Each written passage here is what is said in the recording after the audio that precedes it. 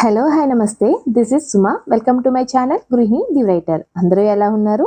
ఈ రోజు మనం చెప్పుకుంటున్న కథ పేరు కవించికే మనస 15. This is final part. చిన్నప్పటి నుంచి ఇష్టం లేని సాత్విక మీద ఇష్టం పెంచుకుంటాడు రోహన్. చిన్నప్పటి నుంచి ఎంతో ఇష్టపడిన రోహన్ కన్నా తనని ప్రేమించే సంజయే కావాలి అని పెళ్లి చేసుకుంటుంది సాత్విక. ఆనందంగా సాగిపోతున్న సాత్విక సంజయ్ జీవితాల్లో అనుకోని కలకలం. సాత్విక, రోహన్, సంజయ్ వీళ్ళ జీవితాలతో విధి ఆడిన వింత నాటకం ఈ కవించికే మనస. సో ఈ ఫైనల్ పార్ట్ ఎలా ఉంటుందో చూసేద్దామా? Let's go. షాపింగ్ అని బయటికి వెళ్ళిన సాత్విక, ఖుషి ఊబర్లో క్యాబ్ బుక్ చేసుకుని వెళ్ళారు. షాప్లోకి ఎంటర్ అయ్యి కలెక్షన్ చూస్తుంటే కళ్ళు తిరిగినట్లు అనిపించింది సాత్వికకు. వెంటనే కూల్ డ్రింక్ తెచ్చిచ్చారు షాప్ వాళ్ళు. వెళ్ళిపోదాం అంది సాత్విక ఖుషితో. సాత్వికను ఇంకా ఇబ్బంది పెట్టడం భావ్యం కాదని సరే అని ఇంటికి కాల్ చేద్దామనుకుంది. ఫోన్ తీసి చూస్తే స్విచ్ ఆఫ్ అని వచ్చింది. సాత్విక ఫోన్ తీసుకుని క్యాబ్ బుక్ చేసింది. ఇంటికి కాల్ చేస్తుంటే ఎవరికి అని అడిగింది సాత్విక. ఇంటికి అని చెప్పింది ఖుషి. వద్దు, కంగారు పడతారు, ఎలానూ వెళ్ళిపోతున్నాం కదా అని చెయ్యొద్దు అని చెప్పింది. ఏం చేయాలో తోచలేదు ఖుషికి. అలానే ఇంటికి వచ్చేశారు. ఇంటికి వచ్చి చూస్తే చాలా సీరియస్గా డిస్కషన్ చేసుకుంటున్నారు. వీళ్ళు వచ్చింది కూడా గమనించుకోలేదు. సాత్విక రోహన్ మాటలు వింది. సాత్వికకు ఏమీ గుర్తు చెయ్యొద్దు అని చెప్పడం, తన లైఫ్ పాడైపోయినా పర్వాలేదు, సాత్వికే ముఖ్యమని చెప్పడం వింది. అప్పటికే కళ్ళు తిరుగుతున్నట్లు అనిపిస్తుంటే సంభాళించుకుని వచ్చిన సాత్విక ఈ ఇంట్లో డిస్కషన్ వినడంతో ఇంకా గాబరాపడిపోయింది.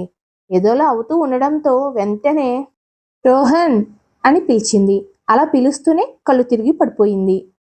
సాత్విక మంచం మీద పడుకుంది. తన పక్కనే కూర్చుని తన చేతిని తన చేతిలో పెట్టుకుని తన వైపే ఆదుర్దాగా చూస్తున్నాడు రోహన్. మెల్లిగా కళ్ళు తెరిచి చూసింది సాత్విక. ఆనందంతో సాత్విక అని పిలిచాడు రోహన్. రోహన్ అని కౌగిలించుకుని బోరుని ఏడ్చేసింది. ఏం అనకుండా స్వాంతన కూడా ఇవ్వకుండా ఎడవనిచ్చాడు. అలా ఫుల్గా ఏడిస్తే అయినా మనసులో ఉన్న భారమంతా పోతుంది అని. అందరి కళ్ళలో ఆదుర్ద. కానీ అందరి అనుమానాలను పటాపంచలు చేస్తూ ఏమైంది, ఎందుకు అలా ఉన్నారు అందరూ అని అడిగింది సాత్విక. అమ్మయ్యా అని ఊపిరి పీల్చుకున్నారు అందరూ. ఏం లేదమ్మా, నువ్వు కళ్ళు తిరిగి పడిపోయావు కదా, అందుకని అందరం కంగారుగా ఉన్నాం. ఏదో కళ్ళు తిరిగాయి, ఈ మాత్రం దానికి అలా కంగారు పడతారా అని నవ్వుతూ లేచింది. సాయంత్రం కూడా ఏం అడగలేదు సాత్విక. అయితే సాత్విక ఏం వినలేదు అని అందరూ ఆనందపడ్డారు. భోజనాలు అయ్యాక పెద్దవాళ్ళందరూ డాబా మీదకి పడుకోవడానికి వెళ్ళారు. జయేష్, ఖుషీలు కూడా డాబా మీదకే వెళ్ళిపోయారు. పిల్లలు కూడా అక్కడే పడుకుంటామన్నారు. చిన్నపిల్లలు కదా వద్దన్నారు, దోమలవి ఉంటాయి అని. కానీ ఇక్కడే పడుకుంటామని మస్కిటో కాయిల్స్ అవి వెలిగించారు వీళ్ళకు కొంచెం దూరంగా. ఇక్కడైతే హాయిగా చంద్రుణ్ణి చుక్కలని చూస్తూ పడుకోవచ్చని. తాము ఉంటున్న సిటీలో అలా కుదరదు కాబట్టి డాబా పైనే పడుకున్నారు అందరూ. చివరికి రోహన్ బాబుతో వేరే గదిలో పడుకున్నాడు. మరొక గదిలో అందరికంటే ముందే పడుకున్న సాత్విక లేచింది. ఎవరూ లేరని, అందరూ నిద్రపోయారని నిర్ధారించుకున్న తర్వాత తన ఫోన్ తీసుకుని కిటికీ దగ్గరికి వచ్చి ఒకరికి కాల్ కలిపింది. హలో హలో సాత్విక, ఎలా ఉన్నావమ్మా? బాగున్నాను అత్తయ్య, మీరు మావయ్య గారు ఎలా ఉన్నారు? బాగున్నామమ్మా. మా మనవడు వత్స ఏం చేస్తున్నాడు, ఎలా ఉన్నాడు? తను చాలా బాగున్నాడు అత్తయ్య, వాళ్ళ డాడీతో పడుకున్నాడు అని అటు నుంచి నిట్టూర్పు వినబడింది. అది ఎందుకో తెలిసిన సాత్విక ఏమీ అనలేదు. అమ్మా సాత్విక, ఎందుకు చెప్తున్నానో వినమ్మా, రోహన్ని పెళ్లి చేసుకో. ఏం మాట్లాడలేదు సాత్విక. హలో సాత్విక అన్నారు మిస్సెస్ మిత్ర. హా అత్తయ్య చెప్పండి. అప్పుడు వాత్సకి 3 ఏళ్ళు ఉంటాయి. కూతురికి పురుడు మనవరాలు పుట్టింది. తన బారసాల అయ్యాక ఇండియాకి వచ్చేశారు మిస్సెస్ మిత్ర. సాత్వికను చూడ్డానికి వైజాగ్ వెళ్తే శ్రీధర్ వాళ్ళు జరిగింది చెప్పారు. తనెవరో చెప్పొద్దు అని ఒక ఫ్రెండ్గా పరిచయం చేయమని సాత్వికను తన మనవణ్ణి చూడాలని ఉంది అని చెప్పారు. ఆవిడ మాటను కాదనలేకపోయారు. ఎంతైనా సంజయ్ చిహ్నం కదా బాబు, నానమ్మని ఎలా దూరం చేయగలరు? అందుకే అందరూ బెంగళూరు వెళ్లారు. మొదట శ్రీధర్ దంపతులు ఇంటికి వెళ్లారు. మిస్సెస్ మిత్రని హోటల్లో 2 రోజులు ఉండమన్నారు. 2 రోజుల తర్వాత తమ ఫ్రెండ్ ఇక్కడ ఉన్నారంట, కలవడానికి వస్తున్నారని సాత్వికకు చెప్పారు. మిస్సెస్ మిత్ర వచ్చారు. మనవడిని ఎత్తుకుని ముద్దులు పెట్టుకున్నారు. సాత్వికను కౌగిలించుకుని ఏడ్చేశారు. సాత్వికకు అర్థం కాలేదు. కానీ ఆవిడను చూస్తే ఏదో ఆప్తురాలిలాగా అనిపిస్తున్నారు. బాగా తెలిసినట్టు అనిపిస్తున్నారు. అందుకే ఏమనలేదు. ఆవిడే సంభాళించుకుని, ఏం లేదమ్మా, చాలా రోజులు కాదు కాదు సంవత్సరాలైంది కదా అందుకే అన్నారు. ఎవరూ ఏమనలేదు. మనవడికి సంజయ్ చిన్నప్పటి నుంచి వేసుకున్న బంగారు మొలతాడు వేశారు. ఎందుకు వద్దు అనే లోపలే సంజయ్ మెడలో ఉండే బంగారు తాడు, దానికి వెంకటేశ్వర స్వామి లాకెట్ ఉండేది. అది తీసుకుని వాత్సమెల్లో వేశారు. అప్పటి వరకు ఎందుకు ఇంతలా ఇస్తున్నారు అని అనబోయిన సాత్విక ఆ చైన్ చూసి స్టన్ అయిపోయింది. అది సంజయ్ సెంటిమెంటల్ చైన్. పెళ్లి అయ్యాక సాత్వికతో తన తర్వాత తన పిల్లలకి వేస్తా అనేవాడు ఎప్పుడు. అలా అది మిస్సెస్ మిత్రా దగ్గర ఉంది. అదే ఇప్పుడు వేసింది వాత్సకు. ఆ చైన్ని బాబు పుట్టే వరకు సంజయ్ మెడలోనే ఉండేది. అమెరికా వెళ్లే ముందు తీసేసి వాళ్ళ అమ్మ దగ్గర ఉంచాడు. ఆ చైన్ చూడగానే ఏవేవో మరుపులు సాత్వికకు. మిస్సెస్ మిత్రా వెళ్ళిపోయారు. వాత్స 4వ బర్త్డేకి వచ్చారు మిస్సెస్ అండ్ మిస్టర్ మిత్రా దంపతులు. మనవడి చేతికి బ్రాస్లెట్ తెచ్చారు. ఆ రోజు వాళ్ళు వెళ్ళినప్పటి నుంచి సాత్వికకు గతం తలుపులు తెరుచుకుంటున్నాయి. రోజూ ఆ చైన్ చూస్తుంటే ఎవరినో తలపుకు తెస్తుంది. 4వ బర్త్డేకి వచ్చిన మిస్సెస్ మిత్రా దగ్గర నంబర్ తీసుకుంది సాత్విక. వాళ్ళు ఇంకా ఎన్ని రోజులు బెంగళూరులో ఉంటారో అడిగి వాళ్ళ హోటల్ అడ్రస్ తీసుకుంది. అందరూ వెళ్ళిపోయిన తర్వాత రోహన్ ఆఫీస్కు, వాత్స ప్లే స్కూల్కు వెళ్ళాక తను మిస్సెస్ మిత్రాని కలవడానికి వెళ్ళింది. అప్పుడు మిస్సెస్ మిత్రా తటపటాయిస్తుంటే, చెప్పండి ఆంటీ, నేను ఏమన్నా వినగలిగే స్థితిలోనే ఉన్నాను. నన్ను చాలా కాలంగా ఏవేవో వెంటాడుతున్నాయి. చాలా కలవర పెడుతున్నాయి. నా భర్త కాకుండా నా మదిలో వేరే అతను మెదులుతున్నాడు. నాకు చాలా కన్ఫ్యూజన్గా ఉంది. మిమ్మల్ని చూస్తుంటే ఏవేవో గుర్తుకొస్తున్నాయి. మీరు బాబుకి వేసిన చైన్ అండ్ లాకెట్ ఏవో జ్ఞాపకాలని గుర్తు చేయాలని చూస్తున్నాయి. కానీ ఎక్కడా వీటికి కనెక్షన్ కుదరట్లేదు అని దిగాలు పడుతూ చెప్తున్న సాత్వికను చూసి, ఇంకా నిజం చెప్పే సమయం ఆసన్నమైంది అని అనుకున్నారు మిస్సెస్ మిత్రా. సాత్విక కొంచెం స్థిమితపడ్డాక జ్యూస్ ఇచ్చి నెమ్మదిగా చెప్పడం ప్రారంభించింది సంజయ్ మదర్. సంజయ్ సాత్వికల గతం అంతా వివరించి చెప్పి సాత్విక పరిస్థితి గమనిస్తుంది మిస్సెస్ మిత్రా. తొందరపడ్డానా అని కంగారు ఒక పక్క. అంతా విని సాత్విక మోగదైపోయింది. కొంచెం సేపు అలా ఉండిపోయింది. తన అత్తగారు కూడా డిస్టర్బ్ చేయలేదు. 1 గంట తర్వాత బాబు స్కూల్ నుంచి వచ్చే టైం అయిందని మళ్ళీ వస్తా అని బయలుదేరింది. ఉండమ్మా, డ్రైవర్ కారులో దింపుతాడు అన్నారు మిస్సెస్ మిత్రా. వద్దండి, పర్లేదు. సాత్విక, నువ్వు గతం మర్చిపోయి ఉండొచ్చు. అంత మాత్రాన ఈ ఇంటి పిల్లవు కాకుండా పోతావా? పైగా నేను ఈ పరిస్థితుల్లో ఒక్కదాన్నే పంపగలనా? అది కాదండి. నా పరిస్థితి కూడా ఆలోచించమ్మా. నాకెంత గాబరాగా ఉంటుంది నేను ఒక్కదాన్ని వెళ్ళనిస్తే. సంజయ్ ఉండుంటే ఇలా ఎప్పుడూ ఒకదాన్ని వెళ్ళనిచ్చేవాడు కాదు అని ఇంక ఏం మాట్లాడలేక సంజయ్ గుర్తు రాగానే కళ్ళనీళ్ళు పెట్టుకున్నారు. ఏమనకుండా సాత్విక ఆవిడ చెప్పినట్లే చేసింది. ఆ రోజు రాత్రి భోజనాలు అయ్యాక రోహన్తో, రోహన్, నువ్వు వాత్సాని నీతో పాటు పడుకోబెట్టుకోవా? కొంచెం హెడేక్గా ఉంది. అవునా? ఏమైనా మెడిసిన్ కావాలా? ఆహా, అక్కర్లేదు. కొంచెం పడుకుంటే మార్నింగ్కి సెట్ అయిపోతుంది. సరే, ఏమైనా హెల్ప్ కావాలి అంటే నన్ను లేపు. Okay, good night. Good night. రూమ్లోకి వచ్చాక సాంగ్స్ ఆన్ చేసి తనివి తీరా ఏడ్చింది సాత్విక. తన కళ్ళ ముందు మిదిలే ఫ్లాషెస్కి తన అత్తయ్య చెప్పిన దాంతో వివరం తెలిసింది. సంజయ్ గుర్తు వచ్చి విలవిలలాడిపోయింది. సంజయ్ ఇంటి దగ్గర నుంచి వచ్చినప్పటి నుంచి దుఃఖం బిగబట్టుకుందేమో, ఆ భారం అంతా తీరే వరకు ఏడ్చింది. బాబు పనులు చేస్తున్నా, పడుకోబెడుతున్నా, వంట చేస్తున్నా సంజయ్ మెమరీస్లోనే ఉండిపోయింది. మధ్య మధ్యలో 2-3 సార్లు అడిగాడు రోహన్. ఏం లేదు అని చెప్పింది గాని ఏమనలేదు. తన మనసులో జరిగే సంఘర్షణ గురించి చెప్పలేదు. అలా రాత్రంతా సంజయ్ ఆలోచనలతో గడిపిన సాత్విక తెల్లారాక మామూలు అయిపోయింది. మళ్ళీ బాబుని చక్కబెట్టడం, స్కూల్కి పంపడం, రోహన్ని ఆఫీస్కి పంపడం, ఇదే దినచర్య అయ్యింది. పనమ్మాయి వచ్చి ఇంటి పనులన్నీ చేసేసి వెళ్ళిపోయింది. మార్నింగే క్యారేజీలు పెట్టేసింది కాబట్టి వంట పని లేదు. మళ్ళీ సాయంత్రమే. అలా ఆలోచిస్తున్న సాత్విక ఒక నిర్ణయానికి వచ్చింది. ఇప్పుడిప్పుడే ఎవరికి ఏమీ చెప్పకూడదు అని డిసైడ్ అయ్యింది. ఎందుకంటే తన కోసం అందరూ ఎంతో తపన పడి ఎంతో చేశారు. రోహన్కి తనంటే ఇష్టం లేదు, అయినా కూడా పాపం తన పిచ్చితనానికి బలి అయిపోయాడు. నెమ్మదిగా సమయం తీసుకుని చెప్పాలి. ఈలోపు రోహన్ సహాయం లేకుండా బాబుని చూసుకోవడం కూడా అలవాటు చేసుకోవాలి. ఇప్పటికే తన వల్ల రోహన్ జీవితం నాశనం అయిపోయింది, ఇంకా ఆలస్యం చేయకూడదు అని అనుకుంది. కానీ ఎలా మొదలు పెట్టాలో, ఎక్కడ మొదలు పెట్టాలో తెలియలేదు. పైగా తండ్రిగా రోహన్ బాబుకి బాగా అటాచ్ అయ్యాడు. వాళ్ళని విడదీయాలంటే ఎలా హ్యాండిల్ చేయాలి తెలియట్లేదు. బాబు తట్టుకోగలడా? ఇవన్నీ ఒక పక్క అయితే, మరొక పక్క రోహన్ చూపించే ప్రేమ. ఏంటి ఇతను తన మీద ఇంత అభిమానం చూపిస్తున్నాడు? ఎందుకు? కొంపతీసి తనంటే ఇష్టమా? లేదు లేదులే, తనంటే చిన్నప్పటి నుంచి ఇష్టం లేదు. మరి ఎందుకు ఇలా బిహేవ్ చేస్తున్నాడు? అర్థం కాలేదు. ఇలానే 1 సంవత్సరం గడిచిపోయింది. ఇప్పుడు తన పేరెంట్స్ ఇంట్లో తన గురించి, రోహన్ గురించి మాట్లాడుకుంటున్నారు. తమ పెళ్లి గురించి. రోహన్ ఏమన్నాడు? తానే ఇంపార్టెంట్ అని కదూ అన్నాడు. తన లైఫ్ ఏమైనా పర్వాలేదా? అంటే తన్ని ఇష్టపడుతున్నాడా?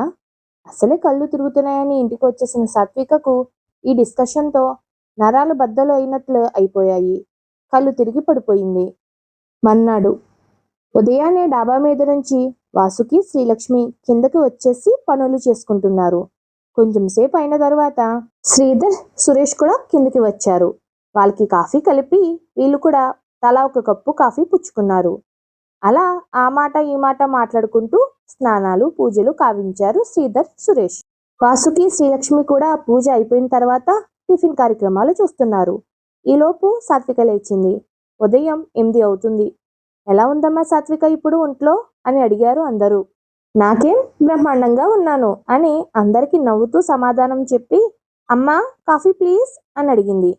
తెస్తున్నా తల్లి అంటూ కాఫీ చేతికి అందించింది. ఈలోపు మిగతా అందరూ లేచారు. అందరి కాఫీ టిఫిన్స్ అయిపోయాక మధ్యాహ్నం లంచ్లోకి వాసుకి చిక్కుడుకాయలు హాల్లోకి తెచ్చుకుని వలుస్తుంది.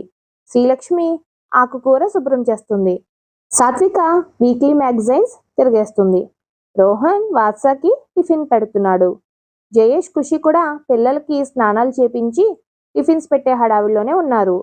సాత్విక ఒకటే నర్వస్గా ఫీల్ అవుతుంది. ఎలా మొదలు పెట్టాలి?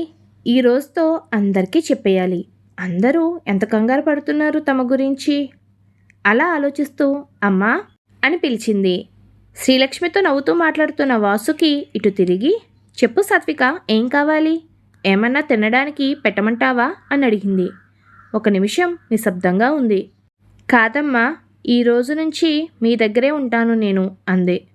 అందరూ ఒక క్షణం వాళ్ళ పనులు వదిలేసి ఏంటి అన్నట్లు చూశారు సాత్విక వంక.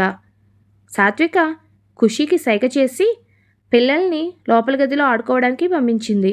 తర్వాత, కాదమ్మా, మీరు నా గురించి దిగులు పడక్కర్లేదు, నాకు అంతా నయమైపోయింది అంది. ఏంటమ్మా సాత్విక, ఏం చెప్పాలనుకుంటున్నావు? రోహన్ సాత్విక వంకే చూస్తున్నాడు. నాకు అంతా బాగైపోయింది అన్నీ అందరూ గుర్తు ఉన్నారు. అందరూ సాత్విక వైపే చూస్తున్నారు. నేను నిన్న రాత్రే అత్తయ్య గారితో మాట్లాడాను. ఏంటి అన్నట్లు చూశారు శ్రీలక్ష్మి వంక అందరూ. తను పజిలై చూస్తుంది. ఏం మాట్లాడావమ్మా శ్రీలక్ష్మి గారితో అని అడిగింది వాసుకి. సాత్విక అందరి వంక చూసి, శ్రీలక్ష్మి ఆంటీతో కాదమ్మా, మా అత్తయ్య గారితో, సంజయ్ మదర్తో అంది. అందరికీ కాళ్ళ కింద భూమి కదులుతున్నట్లు అనిపించింది. రోహన్ స్థానమైపోయాడు. అవును, నాకు నా భర్త సంజయ్ గుర్తుకు వచ్చారు. 1 ఇయర్ బ్యాకే అన్నీ గుర్తుకు వచ్చాయి. నిన్న అత్తయ్య గారితో మాట్లాడాను. నేను అక్కడికి వచ్చేస్తా అన్నాను. వాళ్ళు ఇంకో వారం రోజుల్లో అమెరికా వెళ్తున్నారు. వచ్చాక వెళ్ళిపోతాను. అప్పటి వరకు ఇక్కడ ఉంటాను. ఏమనాలో ఎవరికీ అర్థం కాలేదు. సాత్విక బాగుపడిందని ఆనందపడాలో, తనని ప్రేమిస్తున్న రోహన్ ప్రేమని గుర్తించలేనందుకు బాధపడాలో అర్థం కాలేదు. సాత్వికే రోహన్ దగ్గరికి వెళ్ళి, థ్యాంక్స్ రోహన్, నిజంగా నువ్వు నా గురించి చాలా కేర్ తీసుకున్నావు. ఇంకా నా వల్ల నీ జీవితం పాడవడం నేను భరించలేను. నువ్వు మంచి అమ్మాయిని చూసి త్వరలోనే పెళ్లి చేసుకుంటామని ఆశిస్తున్నాను అని అంది. కళ్ళల్లో నీరు సాత్విక కంట పడకుండా తుడుచుకుని, I am so happy for you Satvika, మనందరం సెలబ్రేట్ చేసుకోవాల్సిన క్షణం ఇది అని అందరినీ ఉత్సాహపరచడానికి చూశాడు. శ్రీధర్ ఏదో మాట్లాడబోతుంటే వద్దని వారించాడు. ఆ రోజుకి ఎవ్వరూ మాట్లాడలేదు. మర్నాడు రోహన్ కుటుంబం బయలుదేరుతామన్నారు. అందరూ అదేంటి అప్పుడేనా? ఇంకా మనం సాత్విక రోహన్ల విషయం చక్కబెట్టలేదు కదా అన్నారు. వద్దు అంకుల్, సాత్వికకి అంతా తెలుసు. అయినా తన ఆ నిర్ణయం తీసుకున్నప్పుడు మనం దానిని గౌరవించాలి అన్నాడు రోహన్. అది కాదు బాబు అని అనబోతున్నారు శ్రీధర్. ఈలోపు సాత్విక లోపల నుంచి బయటకు వచ్చింది. జయేష్, ఖుషి కూడా ఉన్నారు అక్కడ. పిల్లలు ఇంకా నిద్రపోతున్నారు. ఏంటి డాడీ? రోహన్, మీరేంటి ఎక్కడికి బయలుదేరుతున్నారు? సెలవులు లేవు కదా సాత్విక, నీకు తెలుసు కదా వెళ్ళాలి నేను. డాడీ కూడా పని ఉందంట, మళ్ళీ వస్తాం అన్నాడు రోహన్. సాత్వికకి వాళ్ళు వెళ్ళిపోతున్నామంటే ఏదోలా అనిపించి బాధ కలిగింది. అదేంటి రోహన్, నా మాటలకి ఏమైనా హర్ట్ అయ్యారా అని అడిగిన సాత్వికకు, అదేంటమ్మా అలా అంటావు? నువ్వు మా పిల్లవే కదా, నీ మాటలని తప్పుగా తీసుకుంటామా? నువ్వు బాగవడమే కదా మా అందరికీ కావాల్సింది. నిజంగానే పని ఉందమ్మా, మళ్ళీ వస్తాం, నువ్వు మీ అత్తగారింటికి వెళ్ళేలోపు అని అనింది శ్రీలక్ష్మి. ఈలోపు వాత్స ఏడ్చుకుంటూ బయటకు వచ్చి డాడీ అని రోహన్ని ఎత్తుకోమన్నాడు. అది చూసిన అందరికీ గుండెలు బరువెక్కాయి. వాత్సతో కొంచెంసేపు ఆడుకుని, వాత్స, డాడీకి ఆఫీస్ నుంచి అర్జెంట్ కాల్ వచ్చింది, వెళ్ళాలి, మళ్ళీ వస్తాను, అప్పటి వరకు నువ్వు అమ్మమ్మ వాళ్ళ ఇంట్లో ఉండు అమ్మతో అన్నాడు. లేదు, నువ్వు వెళ్ళకు అంటూ ఏడుస్తూ రోహన్ని వదలలేదు వాత్స. అలా ఎంతసేపటికి వదలకపోతే వాళ్ళ ప్రయాణాన్ని సాయంత్రానికి వాయిదా వేసుకున్నారు. మళ్ళీ చెప్పి వెళ్తే వెళ్ళనివ్వడం లేదని మనసు కష్టంగా ఉన్నా మధ్యాహ్నం పడుకున్నప్పుడు వెళ్ళిపోయారు రోహన్ ఫ్యామిలీ. 4 నెలల తరువాత మాసిన గడ్డాన్ని షేవ్ చేసుకోవాలన్న ధ్యాస కూడా లేనట్లు అలానే రెడీ అయి వెళ్తున్నాడు రోహన్ ఆఫీస్కు. తమకు వీలైనప్పుడల్లా సురేష్ దంపతులు రోహన్ దగ్గర ఉండి వెళ్తున్నారు. భోజనం సరిగ్గా చేస్తున్నాడో లేదో అన్నట్లు కొంచెం బక్కచిక్కి ఉన్నాడు. ఆ ఇంట్లో వంట చేస్తున్న ఛాయలు లేవనే చెప్పాలి. ఎప్పుడో శ్రీలక్ష్మి వచ్చినప్పుడు ఇల్లు క్లీన్ చేసి తను ఉన్నన్ని రోజులు ఇంట్లోనే వండి పెడుతుంది. రోహన్ని అలా చూసి ఆ దంపతులకు గుండె బరువైపోతుంది. ఇంతలా సాత్వికను ఇష్టపడుతున్నాడా అని. సరే పోనీ, ఒక్కసారి వెళ్ళి శ్రీధర్ వాళ్ళతో వీళ్ళ పెళ్లి గురించి మాట్లాడదామంటే రోహన్ ఒప్పుకోవట్లేదు. సాత్వికకు కష్టం కలిగించేవి ఏదీ చెయ్యొద్దు అంటాడు. ఏమీ చేయలేని పరిస్థితి. రోహన్ ఆఫీస్ బ్యాగ్ తీసుకుని బైక్ కీస్ తీసుకుని వెళ్ళడానికి రెడీ అవుతున్నాడు. ఇంతలో కాలింగ్ బెల్ మోగింది. మొదటిసారి వినిపించుకోలేదు. మళ్ళీ మోగింది. వెళ్ళి తలుపు తీశాడు. ఎదురుగా కనిపించిన వాళ్ళని చూసి నమ్మలేకపోయాడు. వాత్స, డాడీ అని రోహన్ మీదకి గెంతి వాటేసుకున్నాడు. సాత్విక వంక చూశాడు. నవ్వుతూ చూస్తుంది. కొంచెం సేపటి తర్వాత లోపలికి రమ్మన్నాడు. కాఫీ పెట్టడానికి లోపలికి వెళ్ళాడు. తను లేని ఇల్లు ఎలా ఉందో చూసి సాత్విక బాధపడింది. ఇంతలో కాఫీ పెట్టుకుని తీసుకుని వచ్చాడు. బాబుకి హార్లిక్స్ పట్టుకొచ్చాడు. తను కూడా ఒక కప్పు కాఫీ తీసుకున్నాడు. వాళ్ళవి తాగేశాక ఎలా ఉన్నావు సాత్విక అని అడిగాడు. బాగున్నాను, నువ్వు అని అడిగింది సాత్విక. ఆ, బాగున్నాను కనిపిస్తుంది. బాబు గొడవ చేశాడా ఆ రోజు మేం వెళ్ళాక? చేయడా మరి? నువ్వెప్పుడైనా వాడిని వదిలి ఒక్కరోజన్నా ఎక్కడికైనా వెళ్ళావా? ఎంత గొడవ చేశాడని. చాలా రోజుల వరకు మామూలు కాలేదు. అయినా గుర్తొచ్చినప్పుడల్లా అడుగుతున్నాడు, డాడీ ఎక్కడా అని. వాత్సలు, ఇలా రామ్మా, బెంగ పెట్టుకున్నావా డాడీ కోసం? వాత్స రోహనుడిలోకి వచ్చి రోహన్తో ఆడుకుంటున్నాడు. సరే సాత్విక, ఈరోజు లీవ్ పెట్టేస్తాను, వాత్సతో ఫుల్గా ఆడతాను అన్నాడు. అవసరం లేదు, నువ్వు ఆఫీస్కి వెళ్ళు, మేముంటాం అంది. ఆఫీసులో కూడా అర్జెంట్ మీటింగ్స్ ఉండడంతో మర్నాడు వీకెండే కాబట్టి అప్పుడు టైం స్పెండ్ చేద్దామని ఆఫీస్కి వెళ్ళిపోయాడు. ఆఫీస్ నుంచి వచ్చేటప్పటికి ఇంట్లో సాత్విక పేరెంట్స్, రోహన్ పేరెంట్స్ ఉన్నారు. అందరినీ చూసి సంతోషించాడు రోహన్. శ్రీలక్ష్మితో, మీరందరూ వస్తున్నారని చెప్తే ఏమైనా తెచ్చేవాడిని కదా అమ్మా అన్నాడు. దానికి నవ్వుతూ, ఎందుకులేరా, మేమందరం ఉన్నాం కదా, అన్నీ వండేశాం, త్వరగా స్నానం చేసిరా, భోజనాలు చేసేద్దాం అంది. ఒరే, ఆ గడ్డం అది చూడరా కొంచెం ఎప్పటికైనా అంది. ఏమనకుండా స్నానానికి వెళ్ళి ఫుల్గా ట్రిమ్ చేసుకుని హెడ్ బాత్ చేసి వచ్చాడు. తను వచ్చేటప్పటికి హాల్లో కింద వండిన అన్ని డిషెస్ పెట్టేసి ప్లేట్లు గ్లాసులు తేవడానికి వెళ్ళారు. సురేష్ శ్రీధర్ కింద ఆల్రెడీ కూర్చునిపోయి భోజనం ఎప్పుడు వడ్డిస్తారా అన్నట్లు చూస్తున్నారు. సాత్విక బాబుకి అన్నం కలిపి తినిపిస్తుంది. వాత్స వాళ్ళ నాన్నని చూడగానే డాడీ పెట్టు అన్నాడు. దానికి సాత్విక రేపటి నుంచి పెడతారులే, ఇప్పుడేగా ఆఫీస్ నుంచి వచ్చింది అంది.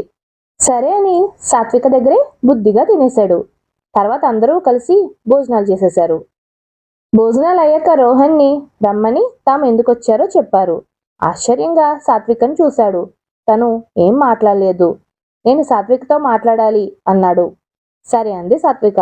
వాత్సని నేను పడుకోబెడతాను, మీరు వెళ్ళి మాట్లాడుకోండి అంది వాసుకి. ఇద్దరు అపార్ట్మెంట్స్లోనే ఉన్న పార్క్లో కూర్చున్నారు. కొంచెం సేపటి తర్వాత ఏంటి సాత్విక ఇది, మన పేరెంట్స్ ఏమంటున్నారు, నేను ఇబ్బంది పెడుతున్నారా, నేను మాట్లాడతాను వాళ్ళతో అన్నాడు రోహన్.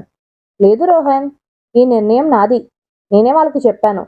ఎంత ఆనందపడ్డారనుకున్నావు, వాళ్ళ ఆనందం చూశాక నా నిర్ణయం తప్పు అనిపించలేదు. అది కాదు సాత్విక, వాత్సకి నువ్వే తండ్రివి రోహన్. నీకు నాకు మధ్య ఏమైనా జరిగి ఉండొచ్చు, కానీ వాత్సకి తండ్రిగా నువ్వే పెంచావు, అన్నీ ఇచ్చావు, వాడికి అన్నీ అయ్యావు. నిజమే, నేను కూడా వాత్సని వదిలి ఉండలేకపోతున్నాను. కానీ నీకు ఇష్టం లేకుండా వాత్స కోసం నేను కష్టపెట్టుకుంటావా? నేను వస్తుంటాను కదా వాత్సని చూడడానికి. అది కాదు రోహన్, అవన్నీ అయ్యే పనులు కాదు. నువ్వే చెప్పు, రేపు నీ పెళ్ళయ్యాక ఎలా వస్తాను అంటే నీ భార్య ఒప్పుకుంటుందా? లేనిపోనివి ఊహించుకోదు. తనని బాధ పెట్టడం కాకపోతే ఇంకేంటి? అలా జరగదు సాత్విక, ఎందుకంటే నేను పెళ్లి చేసుకోను కాబట్టి. ఎందుకు చేసుకోవు? చేసుకోకుండా ఇలానే ఉండిపోతావా? అవును. ఎందుకు? నాకు చేసుకోవాలని లేదు సాత్విక. అదే ఎందుకు లేదు అంటున్నాను. అది సరే, మీ అత్తగారింటికి వెళ్తా అన్నావు, ఏమైంది? ఏమైనా గొడవలు జరిగాయా? చచ్చా, అలాంటిదేమీ లేదు, చాలా మంచివారు ఆవిడ. నువ్వు టాపిక్ మార్చకు, నేను అడిగింది చెప్పు. ఒకరిని మనసులో పెట్టుకుని మరొకరిని ఎలా పెళ్ళాడమంటావు సాత్విక? అదే నీ మనసులో ఉన్నది ఎవరు? ఏం మాట్లాడలేదు రోహన్. అన్వీనా? అది గడిచిపోయిన గతమని ఎప్పుడో చెప్పాను నీకు. మరి ఇంకెవరి కోసం? తన సమాధానం ఏంటో తెలిసి కూడా ఏం చెబుతాడా అని చూస్తుంది సాత్విక.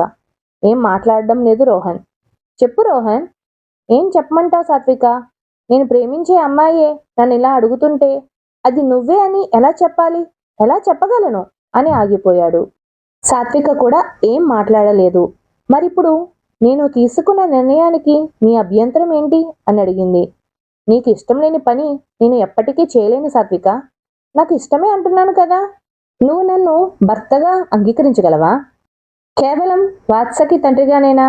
నువ్వు సంజయ్ని మర్చిపోగలవా? చెప్పు సాత్విక, చెప్పు. ఏడుపు గొంతుతో సాత్విక, నేను సంజయ్ని నా ఊపిరి ఉన్నంత వరకు మర్చిపోలేను. కానీ నాకు నువ్వు కూడా కావాలి, నా బాబుకి తండ్రిగా, నాకు ఫ్రెండ్గా. సాత్విక రోహన్ల పెళ్లి జరిగిపోయింది. వాళ్ళ పెళ్లి రోజు సంజయ్ అమ్మగారు రోహన్ని కలవడానికి వచ్చారు. నమస్కారం ఆంటీ, కూర్చోండి. నాకు నువ్వు పెద్దగా తెలీదు, కానీ నా మనవడిని సొంత కొడుకు కన్నా ప్రాణంలో చూసుకోవడం చూసి నిన్ను మా అబ్బాయిలానే అనుకున్నాను. అందుకే నేను ఫలానా అని ఎప్పుడూ సాత్వికకు చెప్పలేదు. ఆ రోజు సాత్విక మా ఇంటికి వచ్చి గతం తాలూకు జ్ఞాపకాలతో బాధపడుతుంటే ఆ బాధ చూడలేక నేనే చెప్పాను తనకి తన గతాన్ని. కానీ అది మిమ్మల్ని విడగొడుతుందని అనుకోలేదు. అందుకే తర్వాత సాత్విక మాతో పాటు ఉండిపోవడానికి వచ్చినప్పుడు నేనే చెప్పాను నిన్ను పెళ్లి చేసుకోమని. పోయిన నా కొడుకు ఎలానూ రాడు. సాత్విక కూడా ఆ ఇంటి కోడలైన కూతురు లాంటిది. నీలాంటి మంచి వ్యక్తితో తన పెళ్లి జరిపిస్తే తన జీవితం బాగుపడుతుందనిపించింది. చెప్పి చూశాను, వినలేదు. వాత్స కూడా నీ మీద బెంగతో పాడైపోయాడు. ఇంకా దిగిరాక తప్పలేదు సాత్వికకి. నువ్వే బాగా చూసుకోవాలి వాళ్ళిద్దరినీ. నీ సంతోషం నేనెప్పుడూ కోరుకుంటాను. గాడ్ బ్లెస్ యూ అని వెళ్ళబోయింది. ఆంటీ, ఒక్క నిమిషం. నేనే మీ దగ్గరికి రావాలి అనుకునేవాడిని, కానీ ధైర్యం సరిపోలేదు. నేను మీ కొడుకు ప్లేస్లో వస్తున్నాను, మీరెలా తీసుకుంటారు అని. సాత్విక నాకు మొత్తం చెప్పింది. వాళ్ళ పేరెంట్స్ చెప్పినా విననిది మీరు చెప్తే వింది. మళ్ళీ నా సాత్వికను నాకు అప్పచెప్పినందుకు మీకు నేను రుణపడి ఉంటాను అన్నాడు. చెమ్మర్చిన కళ్ళతో, అంత మాటలెందుకు బాబు, నువ్వు కూడా నా కొడుకు లాంటి వాడివే కదా.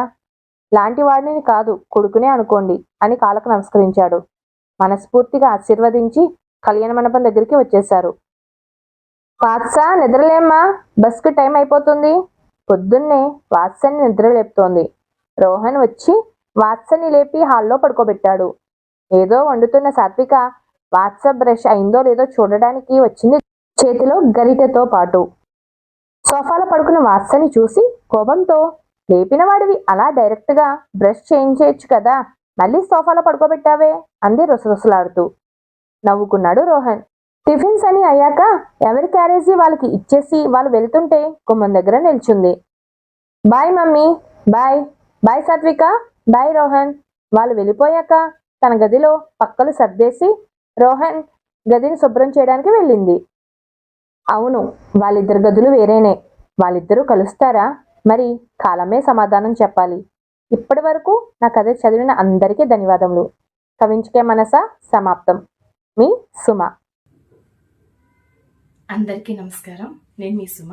మీ అందరికీ కవించుకే మనసా నచ్చిందని ఆశిస్తున్నాను. మీకోసం అన్ని పార్ట్స్ తోటి కవించుకే మనసా వచ్చేసింది. మీరందరూ చదివారని ఆశిస్తున్నాను. మీకు గనక నా కథలు నచ్చితే ప్లీజ్ లైక్ అండ్ షేర్. అలాగే నా ఇలాంటి మరిన్ని మంచి రచనలు, నవల రచనల కోసం నా ఛానల్ని ఫాలో అవ్వండి. మీకు గనక నచ్చితే మీ ఫ్రెండ్స్ అండ్ ఫ్యామిలీకి నా కథల్ని షేర్ చేసి నన్ను ఆదరిస్తారని ఆశిస్తున్నాను. మళ్ళీ మనం నెక్స్ట్ కథతో కలుసుకుందాం. అంతవరకు సెలవు. నమస్కారం. Thank you for watching.